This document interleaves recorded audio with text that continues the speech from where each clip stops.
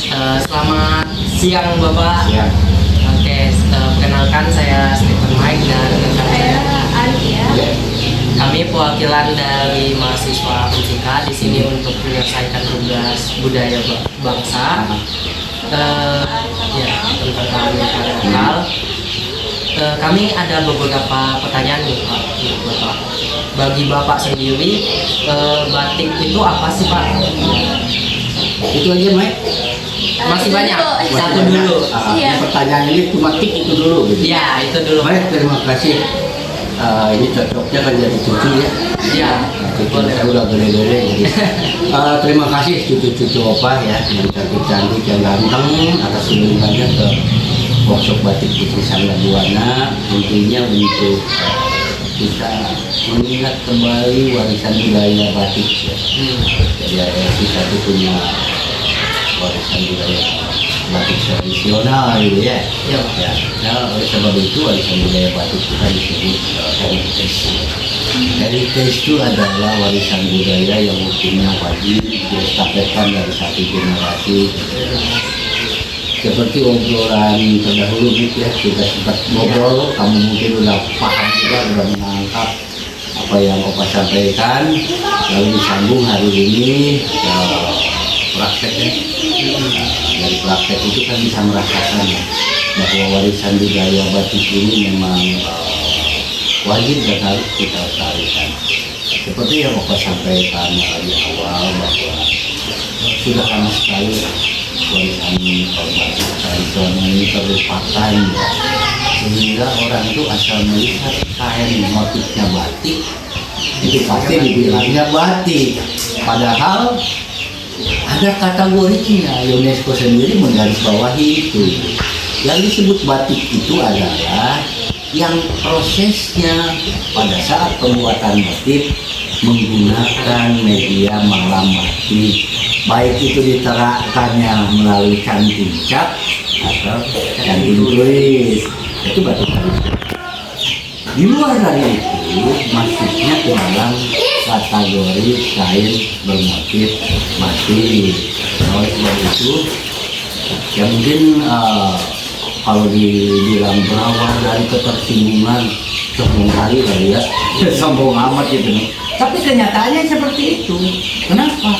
Warisan budaya kita diklaim oleh negara lain gitu ya, lalu kita marah. Kan lucu, kita sendiri sebetulnya kurang peduli terhadap warisan budaya itu. Betapa terperangahnya kita kaget pada saat negara lain mengklaim warisan budaya baru, ribut-ribut semua gitu ya. Ya alhamdulillah dari situ Opa berpikir ini penting sekali karena memang di Karawang itu tidak ada tempat orang untuk belajar batik, begitu batik gitu ya, apalagi berpraktek gitu, mempraktekannya. Opa tergerak dengan segala daya upaya ya. Dia rintis dari 2014 mulai dari tempatnya dulu, karena workshop ini tempat edukasi, tempat pelatihan, tentu kan harus menyerap secara keseluruhan bagaimana sih proses membatik tradisional yang baik dan benar itu ya. Oleh sebab itu nggak serta-merta gampang kita buatan tempat lalu resikonya nggak terpikirkan. Karena mau tidak mau, suka tidak suka bahwa proses membatik itu menghasilkan residu limbah ya. Oleh sebab itu yang awalnya buat kan tipalnya, instalasi pengolahan limbah yang seperti tadi dilihat ya. Jadi masih itu semua keluar udah clear and clean lah, netral gitu ya. Nah residu untuk malam batik Opa daur ulang dan sisanya itu dibakar, ditumpuk, itu bisa pakai pupuk. Jadi nggak ada sebetulnya kalau kita disiplin proses membatik itu menghasilkan limbah, nggak ada sebetulnya. Jadi yang penting ada niat kita untuk bagaimana menjaga kelestarian lingkungan gitu ya. Dari workshop ini tuh karena Opa berpikir ini adalah tempat edukasi, tempat pembelajaran, dan yang belajar dulu kan dari mulai siswa-siswi TK sampai ke perguruan tinggi ya. Jadi malu amat kalau tempat kita nggak memberikan satu contoh yang baik gitu yang pembuatan tempat yang memang harus layak untuk edukasi. Mudah-mudahan kedepannya di workshop batik ini bisa menghasilkan lebih banyak lagi perajin. Ada beberapa perajin yang paling dia sudah 1 tahun dididik latihan di sini, kesinambungan gitu. Karena tidak mudah ya. Merasakan sendiri kan dari betul praktek ya. Jadi membiasakan. Lalu pada saat proses membatik tradisional itu apalagi kalau membatiknya menggunakan canting tulis canting cap aja kita perlu satu ketenangan, perlu konsentrasi gitu ya, perlu kesabaran gitu ya, macam-macam. Filosofi membatik itu sebetulnya pembentukan karakter itu di proses membatik itu. Kita nggak bisa apa orang yang temperamental tuh nggak bisa sama yang di batik ya. Keciprakan dikit marah, kurang bagus sedikit marah aja untuk batik. Jadi memang panjanglah prosesnya. Garis besarnya seperti itu, Bik ya. Yang kaitan pertanyaan itu tadi. Oke, lanjut.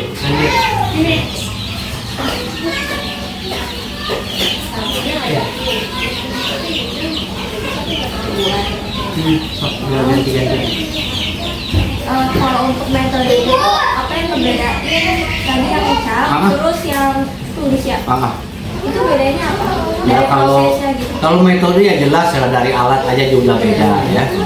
Hanya yang membedakan secara prinsip itu kalau batik tulis memerlukan satu keahlian. Kita tuh membiasakan gitu ya, artinya untuk menjadi seorang pembatik khusus yang bisa membatik tulis gitu.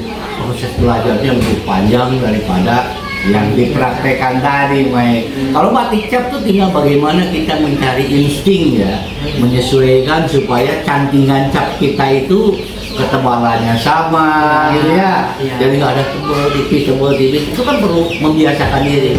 Diri kita itu dikonekkan dengan canting yang kita pegang gitu ya. Ketukannya bisa sembarangan, ketuk atas, ketuk bawah gitu ya. Jadi harus bisa menyeimbangkan supaya atas sama bawah, pinggir kiri kanan itu nanti bentuknya itu sama, ketebalannya sama gitu. Nah, jadi intinya garis besarnya bahwa batik tulis itu prosesnya panjang ya, cara pembuatannya panjang. Untuk satu lembar kain batik tulis saja yang ukuran standar katakanlah 2,25 sampai 2,5 meter ya, itu yang udah ahli aja sekitar 2 minggu sampai 1 minggu, 2 minggu kan. Tergantung dari variasi motif dan variasi warna gitu ya. Ya semakin banyak variasi warna itu makin lama prosesnya. Nah, beda lagi dengan canting cap. Kalau canting cap, kalau kamu udah mahir 10-20 itu 1 hari kekejar, cuma untuk membuat motifnya aja. Lalu nanti apakah mau kita bikin warnanya itu di mix beberapa warna multicolor gitu ya, itu tentu proses lebih panjang lagi. Tapi kalau hanya satu warna saja itu cepat tinggal ngewarnain tadi. Seperti yang tadi kita praktekkan ya. Tadi pakai naptolnya naptol apa? Lupa. AS. Garamnya pakai apa tadi? Garam R. Sehingga pada saat naptol AS difiksasi dengan garam R sudah merah seperti ini ya. Pada saat diwarna naptol kan hanya kuningnya, kuning-kuningan gitu. Nah ini yang disebut pewarna naptol yang memang memerlukan fiksasi. Karena pewarna di batik itu banyak gitu. Ada pewarna reaktif yang seperti one take 1 kali celup ini daya tahannya kurang. Nah kamu harus bisa memahami warna batik yang semakin soft, semakin ngedok, itu pewarnanya semakin mahal. Tapi yang nusuk mata seperti jajanan di tempat sekolah anak-anak SD gitu ya, itu kan yang pentingnya berbahaya ya. Itu soft kan, lembut semua gitu. Dan bagi yang paham batik itu bukan yang warna yang nusuk mata, yang lembut. Apalagi kalau masuknya ke kasta pewarna indigo merah itu udah waduh wah gitu kan. Prosesnya udah panjang, harganya udah nggak kira. Kurang lebih itu intisarinya yang membedakan antara batik tulis dengan penggunaan canting cap. Kalau canting cap lebih cepat, tentu harganya juga kan. Wah kalau batik tulis beberapa kali lipat, bahkan ada yang puluhan kali lipat dari batik. Oke, lanjut. Selanjutnya Kak, Di mana mengaji? Di mana? Mau gawe sekarang nih?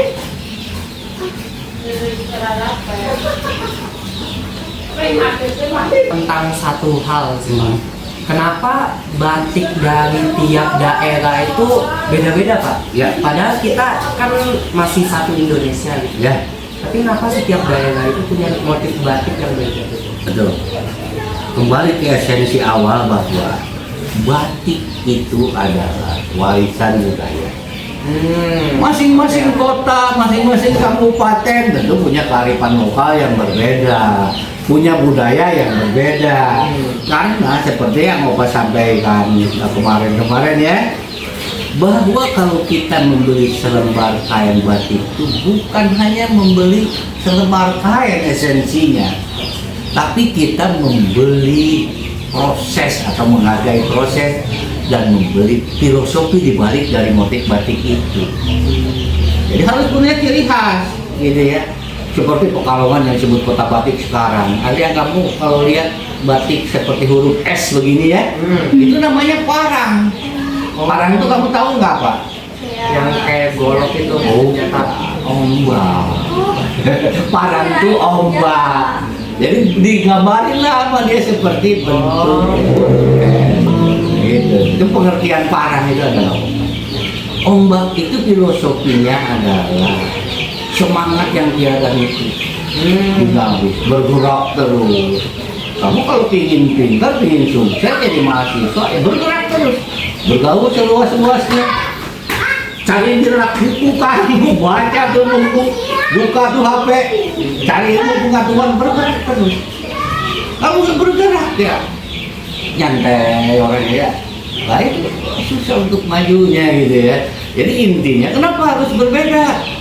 Karena masing-masing punya pakem sendiri-sendiri, warisan budaya yang berbeda. Seperti Opa mengangkat di sini, Karawang tuh punya 3 warisan budaya yang berkaitan dengan tarian ya.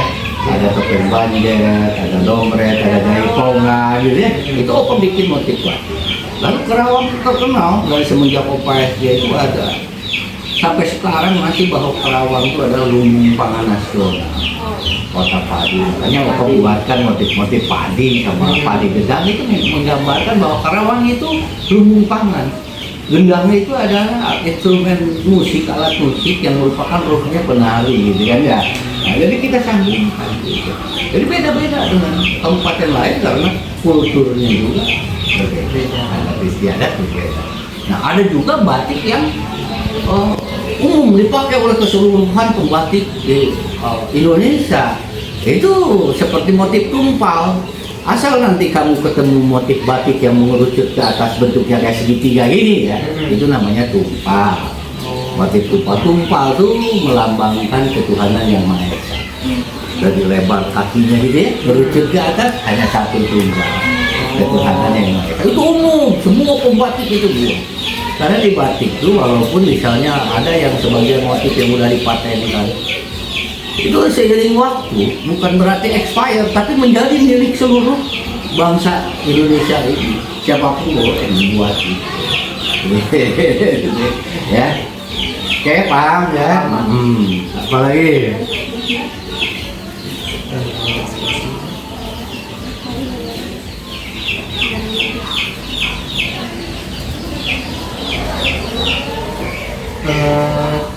bagi Opa sendiri tantangan dalam melestarikan batik ini apa sih Pak? kepedulian masyarakat Kepedulian masyarakat. seluruhnya ya, bukan hanya masyarakat biasa, tapi termasuk masyarakat yang lagi menekuni pendidikan formal ya. Itu kepeduliannya kurang. Nah coba aja tuh ya. Oleh sebab itu kalau pakai pakaian yang kain bermotif batik, Opa tanya itu batik Opa. Batik Opa. Enggak, padahal kan senyum ya. Dimaklumin karena belum paham. Tapi begitu dikasih pemahaman baru mengerti. Kenapa kembalinya kepada tantangan yang terberat tuh masyarakat? Opa tuh 2015 itu udah mulai membuka pintu seluas-luasnya untuk mengundang masyarakat berlatih di sini. Tapi sampai saat ini hanya sebagian kecil masyarakat umum, dan alhamdulillah responnya itu di masyarakat edukasi ya, masyarakat yang sedang menekuni pendidikan, walaupun itu misalnya dari TK gitu ya, di bawah guru-gurunya, SD, SMP, SMA.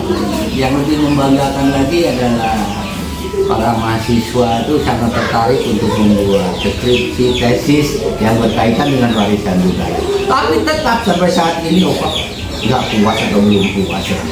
Nah, keinginan Opa itu kan outputnya tuh workshop ini menjadi tempat berlatih masyarakat yang memang ingin menjadi perajin batik, sehingga program pemerintah untuk pengentasan kemiskinan melalui kerajinan batik ya, dan suatu saat mudah-mudahan kalau ada muncul setelah banyak perajin batik ada kampung batik seperti kabupaten-kabupaten lain ya, gitu, sehingga lebih berkibar lagi lah batik Karawang. Ya, itu tantangan yang paling berat itu. Pemerintah nggak kurang-kurang loh support untuk bagaimana masyarakat supaya tertarik belajar batik atau ujung-ujungnya menjadi perajin batik ya. Sampai pemerintah melalui dinas koperasi itu mengundang masyarakat, dididik di workshop Opa, uang saku dikasih, kurang gimana coba, makan dikasih, tapi tetap selesai pelatihan nggak ada tindak lanjut untuk memperdalam di workshop ini. Jadi ada yang mau tegur juga, ya kamu coba, kamu mau kan kebetulan belum punya kegiatan pekerjaan lain ya, ayo lanjutin dong keahlian membatik setelah dibantu ini. Dapat apa nanti Opa? Kan tanda tanya besar ya. Kita udah gratiskan semua istilahnya bahan segala macam ya. Masa Opa harus kasih juga uang makan, uang duduk seperti yang pemerintah kasih? Kalau pemerintah kan lain ya. Pemerintah itu menganggarkan itu dengan harapan ada pencetakan pelaku usaha baru ya, muncul di Karawang. Sangat positif pemerintah support gitu. Semenjak 2024 Opa mulai ngerem lah bukan menolak gitu, tapi yang sifatnya program pelatihan yang dibiayai oleh Pemda Opa berhentikan dulu. Karena apa? Opa ingin betul-betul yang datang itu yang ingin belajar secara keluar dari ini, bukan karena dapat uang dulu gitu ya, kasih makan gratis nanti ujung-ujungnya kan kalau nanti udah bisa mau dibantu apa, bantuan apa ya. Kalau selama pemikirannya seperti itu kan Indonesia bisa maju ya susah.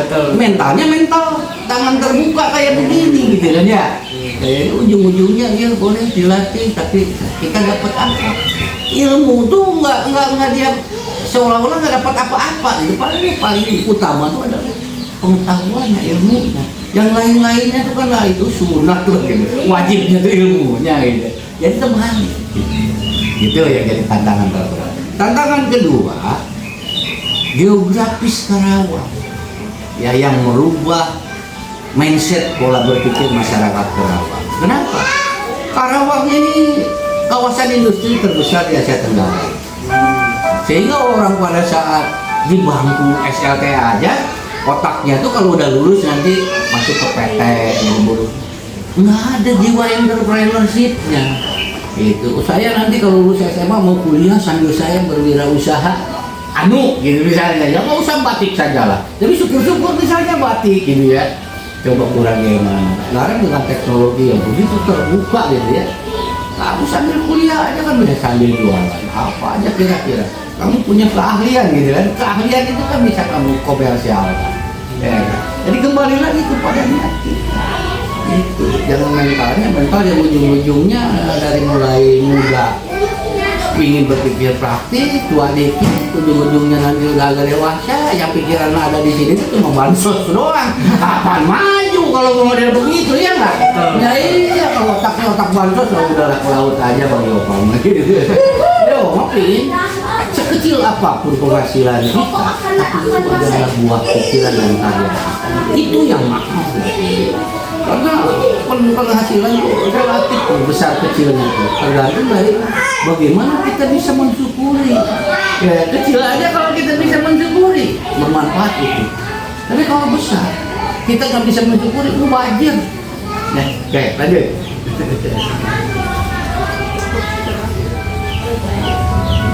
Baik, Iya sih. iya, terima kasih atas kunjungannya. Besok lusa kamu masih semester 1 ya? Ya, masih panjang perjalanannya. Fokuskan untuk kuliah seaktif mungkin ya. Aktif itu bukan hanya datang kuliah, bukan hanya outputnya ngabsen doang, tapi setiap kamu pulang berhadapan dengan pemateri dosen, apa yang bisa kamu simpan di sini dari materi hari ini di dosen kamu? Belajar kayak Opa, buat footnote, catatan ringkasan yang dosen sampaikan. Insya Allah kamu pasti berhasil bisa mampu. Dan besok lusa kalau ada waktu, bukan hanya karena ada tugas kampus aja kamu datang ke Opa, ya balik lagi ke sini belajar dalamnya. Banyak yang belajar dari Opa ya, yang udah ada dewasa sehingga dia bisa mahir. Dia tidak jadi perajin batik, tapi dia ngajar batik, diundang di beberapa kabupaten. Ilmu itu nggak berat bawa dan nggak akan membajir, percaya. Itu barangkali ya saran Opa nih ke cucu-cucu Opa. Sekali lagi terima kasih atas kunjungannya. Tetap semangat. Workshop ini selalu terbuka untuk kalian semua. Mudah-mudahan kalian suatu saat jadi cucu Opa yang berhasil dan bisa membanggakan untuk semua. Demikian, terima kasih. Jangan cukup sekali lagi. Assalamualaikum warahmatullahi wabarakatuh. Waalaikumsalam. Terima kasih Opa. Sama-sama. Terima kasih udah dikasih kesempatan buat Iya. praktek juga.